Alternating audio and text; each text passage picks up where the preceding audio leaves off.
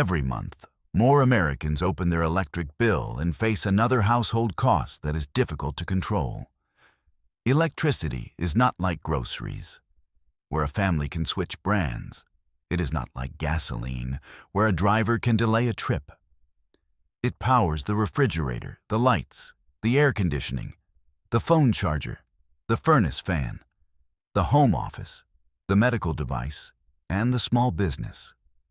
Now, the system behind that bill is facing a new kind of pressure.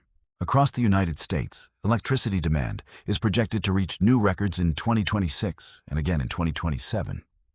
The Energy Information Administration projects total U.S. power demand rising from 4,195 billion kilowatt-hours in 2025 to 4,271 billion kilowatt-hours in 2026, and then to 4,397 billion kilowatt-hours in 2027. That is the national picture. One of the clearest pressure points is the PJM region.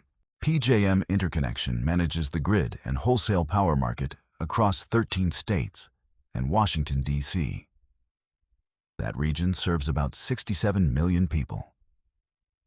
On June 9, 2026, federal regulators approved PJM's temporary expedited interconnection track. The purpose is to move large power generation projects through the system faster. Under the plan, PJM can review up to 10 qualifying interconnection requests per year. These are large projects, at least 250 megawatts. PJM says qualifying projects should be able to execute interconnection agreements within 10 months and become operational within 3 years. The process becomes effective July 31, 2026, and is scheduled to expire at the end of 2027. The decision matters because electricity demand is growing faster than the old planning system was designed to handle. The grid is not just wires. It is a chain. Power plants must be built. Transmission must be available. Permits must be approved. Interconnection studies must be completed. Capacity must be secured before customers need it. When that chain moves too slowly, the pressure does not stay inside the energy industry. It can move into household bills.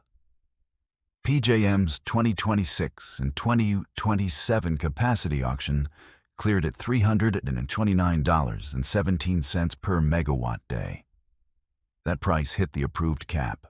PJM estimated that the auction increase could lead to bill increases of 1.5% to 5% for some customers, depending on the state.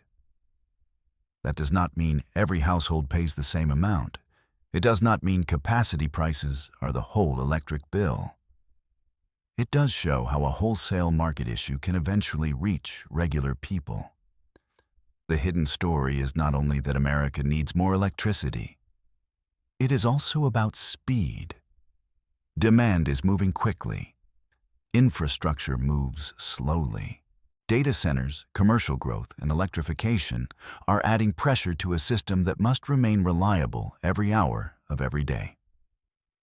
In the PJM region, Reuters reported that the grid operator forecasts about 32 gigawatts of system demand growth by 2030.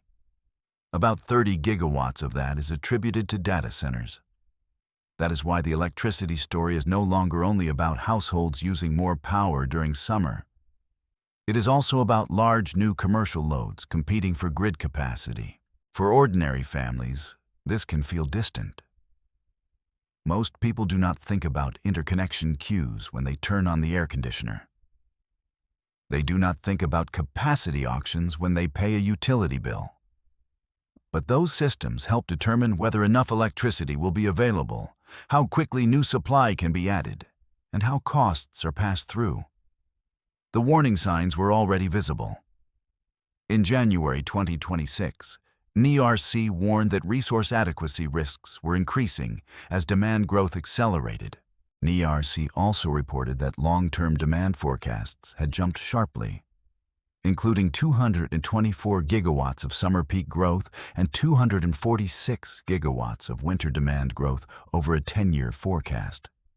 Peak demand is when the grid is most stressed. It is not only the total electricity used over a year.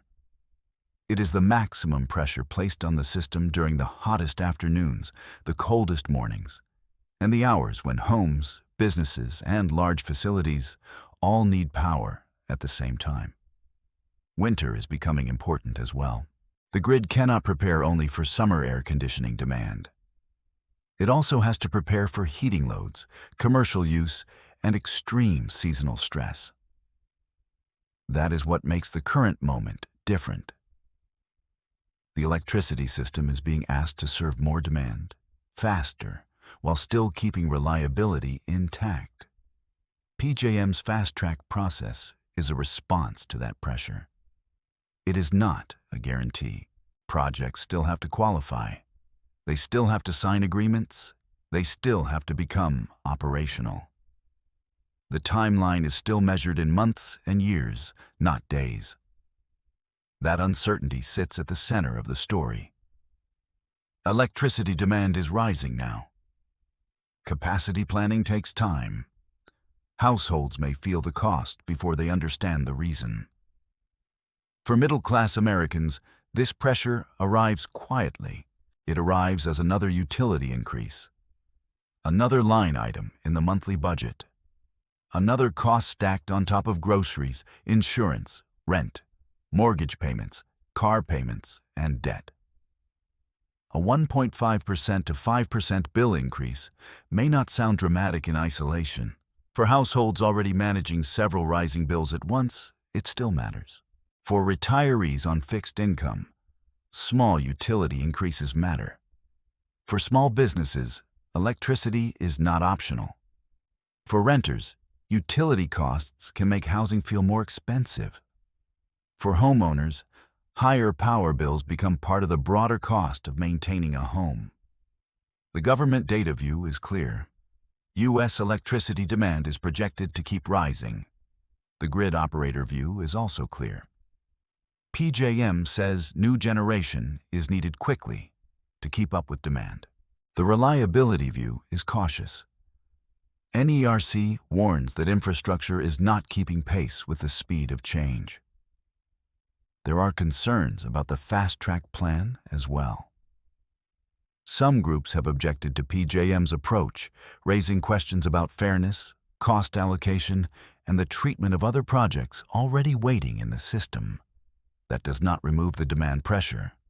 It shows that the solution is not simple. Building more supply is one challenge. Deciding which projects move first is another. Paying for the system is another. Protecting ordinary customers from sudden cost pressure is another. This is why the grid story is also a household story. The electricity system is becoming one of the hidden channels through which modern economic pressure reaches daily life. The demand may come from data centers and commercial growth.